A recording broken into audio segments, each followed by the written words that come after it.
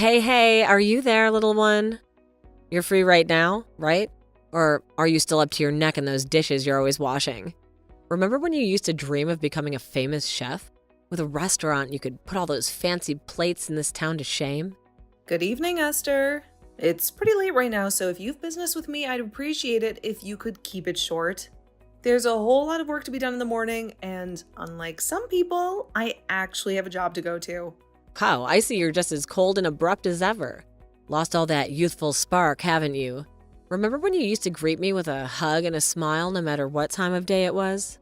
Sorry, I don't mean to come off as rude, but I was literally just about to go to bed. There's a big presentation at work tomorrow, and I need to be sharp. Besides, I'm not much of a phone person.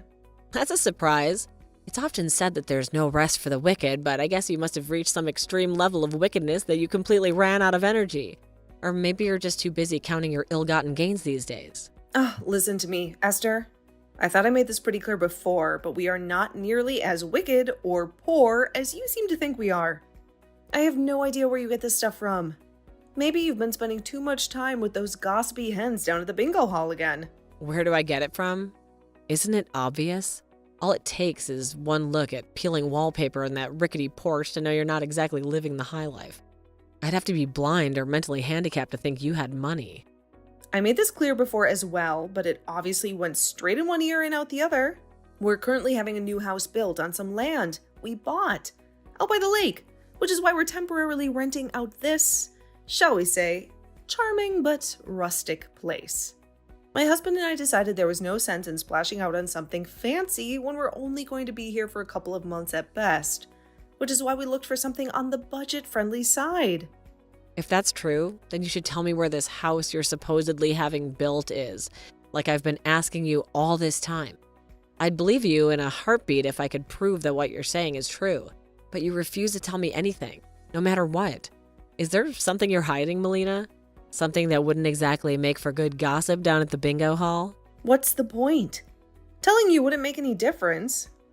You'd only come up with another way to be a perpetual thorn in my side. So I'm not going to bother wasting my breath. What on earth are you talking about, dear? Come on, just tell me. Is it some kind of mansion with a swimming pool and a tennis court? I always knew you had big dreams, Melina. No. In any case, there's no way you'd be able to get there anyway. You haven't driven in years, and besides, it's a bit of a trek. How do you know I wouldn't be able to get there without even telling me? Oh dear, you sure could be dense sometimes. Don't you remember what your old friend Esther is capable of? Back in the day, there wasn't a place in town I couldn't get to if I set my mind to it. I have no interest in telling you in the first place. Besides, you wouldn't believe me even if I did. Excuse me? Don't you dare turn your back on me like that, young lady. We're not done speaking. There's more to be said, and you're going to listen to every word of it. No, you'll have to excuse me. I'm going to sleep now. My pillow is calling my name, and the exhaustion of seeping into my bones like fog. Honestly, Esther, this conversation has felt like wading through waist-deep mud. Hey, I'm not done speaking to you. Don't you dare hang up on me, Melina. This isn't over. Don't you think for a second that you could just shut me out like some bothersome fly. I can barely keep my eyes open. I think you must be sending me to sleep with your negativity. It's like a powerful lullaby sung by a voice dripping with envy. Honestly, Esther, I couldn't continue this conversation even if I wanted to. My brain feels like mush, and my eyelids are drooping like wilted flowers. Good night, Esther. Sleep well if you can manage it. Wow, you could be so boring, Melina. Have you always been this dull, or is it a recent development brought on by your unfortunate circumstances? But I guess that's what happens when you let your life ground you into dust. You lose your spark, your fire, and that's all left in a monotonous drone. But I guess you're a poverty-stricken loser with nothing to do but wash dishes and dream of a life you'll never have. I guess it's only normal to end up being bored living a life like yours. You know what? I'll be kind and let you off the hook because I pity you. See ya. But don't think for a second that this conversation is over, Melina. We'll talk again soon, and next time you won't be able to escape so easily.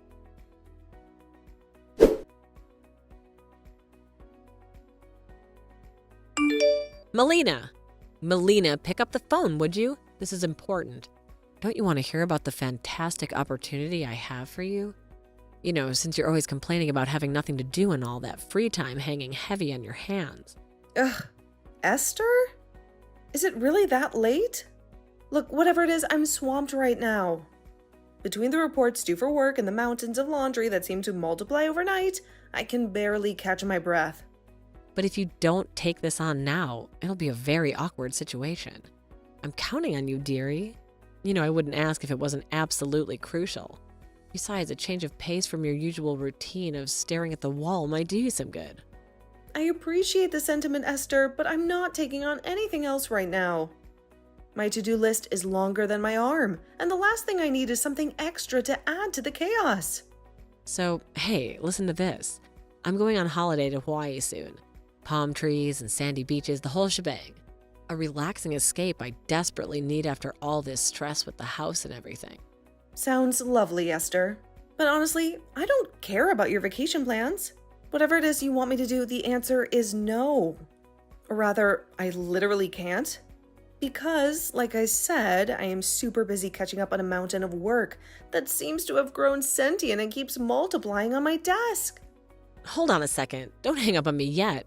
Here's the thing. I told the kids they're staying over at your house next week while I'm gone, so I'm counting on you for a little babysitting fun. Thanks in advance, dearie. Wait, what? What did you just say? When you say kids, do you mean your kids? Of course, who else's kids would they be? But also, absolutely not. Now, don't be hasty. What I mean is that my husband's on the other side of the country on a solo work placement right now. My folks live 6 hours away with a dodgy knee and hearing aids.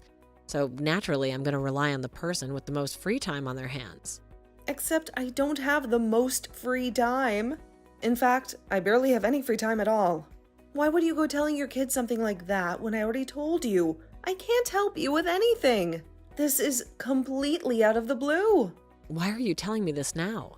Last time we spoke, you told me you had so much free time that it's all you do. All you do is sleep and complain about being poor. Don't you remember? I even offered some friendly advice about budgeting and getting a second job.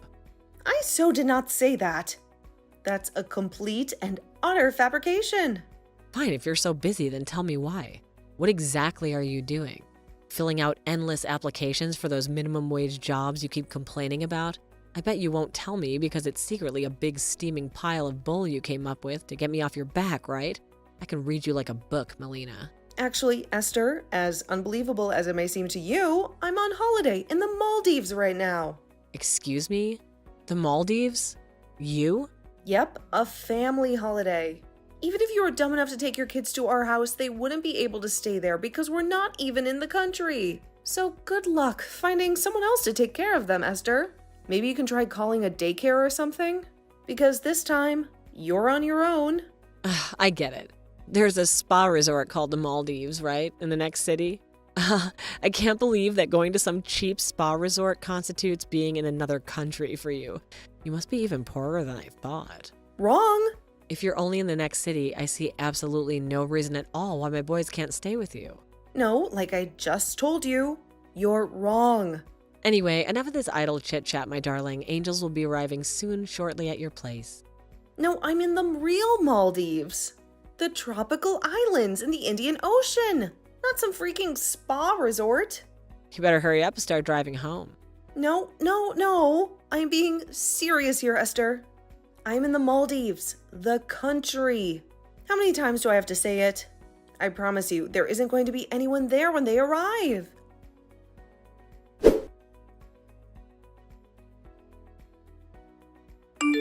Hey, Hannah, I am sorry to bug you like this. It's still morning for you there, right?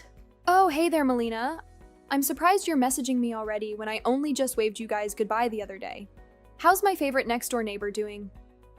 You and your family must be in the Maldives by now, right? How's it going? Is it as lush as it looked in the pictures you showed me? Yes, we arrived. Thanks. I'm pleased to hear it. I hate to have to ask you this, and I promise I wouldn't be contacting you if there was any other way, but there is something of utmost urgency I need you to do for me. Oh, what is it, sweetie? Is everything all right? Esther's kids outside my house? Huh? Esther? Oh, you mean that annoying mom notorious for pulling that daycare trick? Yes. Hold on a second. I'll head out and take a look. Melina, Esther's kids were outside your house. Apparently, they just got there when I went out to check. Wow, so she actually sent them? I can't believe it. Don't worry, it's fine. I took them into my house for the time being. They're drinking soda and watching cartoons on the sofa. Thanks. I'm so sorry to trouble you like this. It's fine. Really, it's not like you could do anything from the other side of the world. What are you going to do next? Don't worry. Everything's fine here. My husband's friends with Esther's husband, so I'm pretty sure we'll be able to figure something out. Oh, really? Oh, I can't tell you how relieved I am to hear that. I can't thank you enough for this. Hannah, seriously, you're the best. If, by any chance, did Esther make you the target of that awful daycare trick of hers? For some reason, she seems to think the fact that me and my husband aren't filthy, stinking rich somehow makes us poverty-stricken scrap heap dwellers.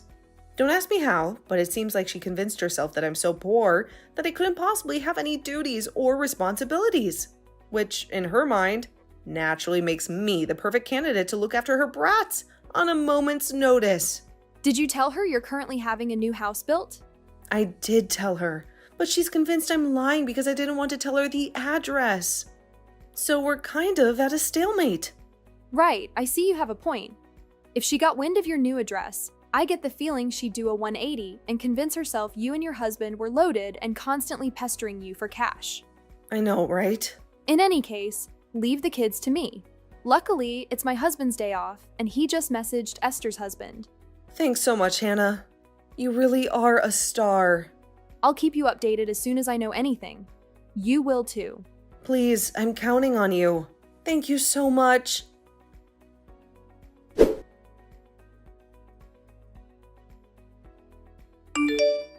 Esther, apparently Hannah, my next door neighbor, is watching your kids at her place. She told me her husband messaged you, so I'd appreciate it if you could keep all contact regarding this whole situation between you guys and not message me any further. I wouldn't understand what was going on anyway because, like I said before, I'm in the Maldives. Esther, my messages are on red, so I expect you to see this one too. It would appear that your husband is ignoring Hannah's husband's messages, but I really think it'd be the best for everyone if you got back to him ASAP and got this whole situation resolved. She tells me there's a huge fuss going on over there right now due to all the things they found out about you after you dumped your kids on her and jetted off to Hawaii. The longer you let this ridiculous farce go on, the worse the consequences will be.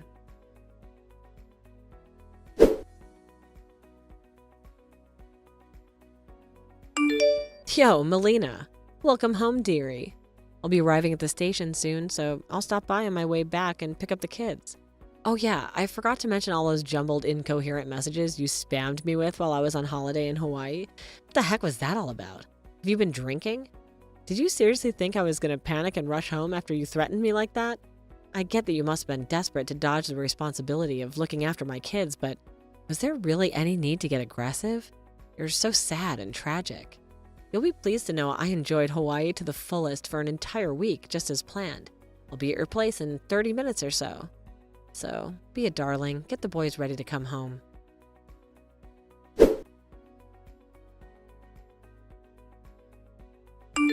Melina, what the hell's going on here?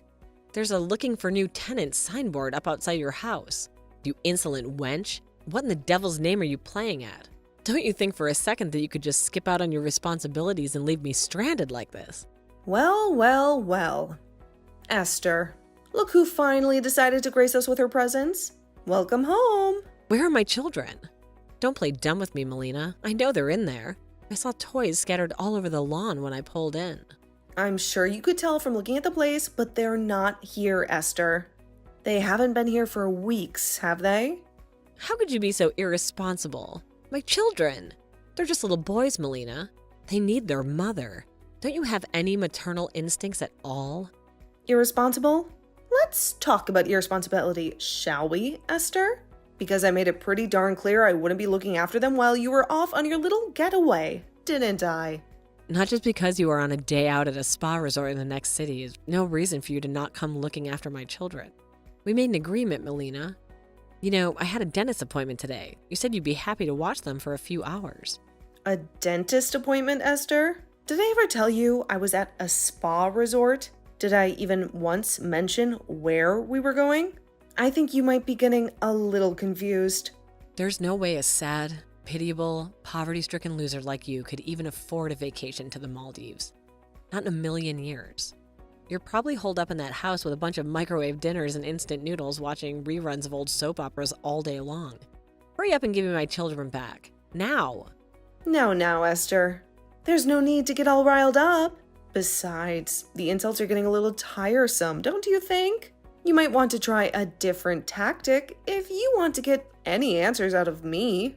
I don't have time for your games, Melina. Those are my children in there, and I won't leave until I see them safe and sound. Actually, Esther, your children were never here. I suggest you ask your husband about where the kids are. Perhaps he has a better idea of their whereabouts than I do. Excuse me? I already told you that my Harry is living on the other side of the country for a work placement right now. There's no way he could have them. Good grief, Esther. If you take a good look at the messages you ignored while you were enjoying your little holiday in Hawaii, you'll probably get a good idea of the mess you're in. Mess? What are you talking about? Hawaii? I haven't been to Hawaii. What is this nonsense? Mess is definitely the right word, Esther. If your husband's away, who did you go to Hawaii with? Don't you think you owe Harry a little explanation? Huh? Let me guess. Is it someone you'd be in heaps of trouble for if your husband found out? It is, isn't it, Esther? That's why you've been sequentially dumping your kids on practically everyone you know for the last few months, isn't it, Esther? So you two could meet up without anyone finding out. What? No, that's not true at all. All right, great. In that case, how about you message Harry and see if he can tell you what's going on with the kids? Really? Wait, are you saying my husband has the boys? He does, as far as I last heard. What comes next is for you guys to work out between the two of you. So I'm hereby officially dropping out of this absurd situation. My work here is done. I'm washing my hands with you. Good luck and goodbye.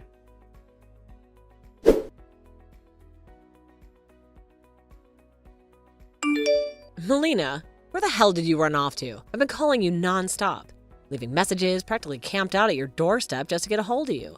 Give me the address of your new house at once, huh? My life is a flaming dumpster fire right now. It's all your damn fault. Whoa. Slow down there, Esther. Take a breath. Last I checked, we weren't exactly on speaking terms, so the hostility is a bit much, wouldn't you say? Don't play innocent with me, Melina. My husband divorced me because you couldn't keep your goddamn mouth shut. And look after my boys like I asked. You had one job. Now, hold on a second. Let's rewind a bit, shall we? Because, as I recall, looking after your boys was never part of the deal. In fact, I specifically remember making that abundantly clear. Perhaps you were a little too busy basking in the Hawaiian sunshine to remember those pesky details. Don't you dare bring that up. Because of you, Harry found out about the affair and now his lawyer's demanding I pay an arm and a leg in compensation. He took custody of our boys, too. My life is being turned upside down and it's all your damn fault. An affair, you say? Interesting. Because as far as I know, the only affair happening was the one between you and your little tropical getaway. And speaking of getaways, isn't that why you were so desperate to pawn your kids off on me in the first place? I knew that I'd never be able to sleep again unless I let you know how furious I am with you directly at your wretched, ugly face. So I waited outside the entrance of the school your kid was supposed to be going to for almost 4 months, just so I could ambush him and make him tell me where you live. What the hell's going on? Explain yourself now. Oh my god, you waited for Henny? The poor kid hasn't even started school yet. Actually, you know what? Screw it. I'm probably never going to see you again, so I may as well tell you our new house is not even in the US. Huh? What? Why would you move abroad? We originally planned to move abroad due to my husband's work circumstances. And we figured it'd make the most sense to time it with little Henny moving up to elementary school to minimize the burden on him. But my husband's work transfer got delayed by an entire year, giving us a huge amount of time to plan, so we figured, why not have a house built while we waited? Honestly, Esther, it feels like a lifetime ago that we were wrangling toddlers in the kindergarten pickup line. Our recent trip to the Maldives wasn't strictly justification, you see. It was actually part of a much bigger adventure. We stopped off there on the way to a different country, which will not be named for privacy reasons, to take our first look at our brand new house in person. It's everything we ever dreamed of and more. A fresh start in a beautiful new place. And why didn't you tell me any of this? I had the right to know, at least as a courtesy. We weren't exactly best friends, but our kids were in the same class for a year. Surely that counts for something. On what planet do you have a right to know any of my private business, Esther? Let's be honest for a second, shall we? We never really spoke beyond the occasional awkward exchange at school pickup. You might consider yourself an acquaintance, but as far as I'm concerned, you were a neighbor I barely knew. Besides, the details of my life are for my close friends and family, not someone who consistently tried to pawn their kids off on me whenever they felt like jetting off on a whim. You're horrible. You could have at least given me a heads up. Now my life is crumbling around me, and you're standing there sipping coffee like it has nothing to do with you. I don't need to hear lectures on morality from you, Esther. Remember that little Hawaii incident?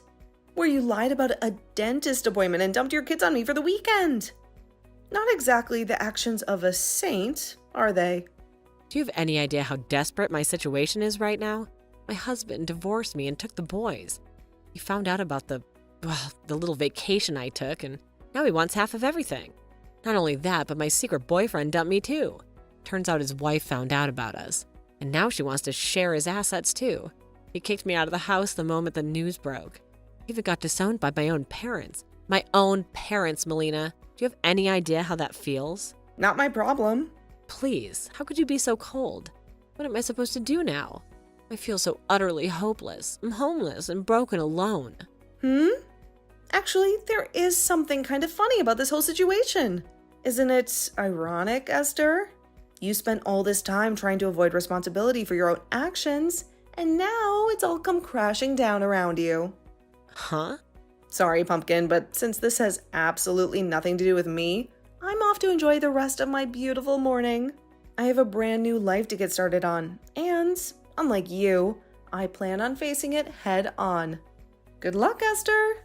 You're going to need it. No, wait. Please hear me out at first. You could at least let me share my troubles and give me a shoulder to cry on, couldn't you? I'm seriously in a bad spot right now, Melina, please.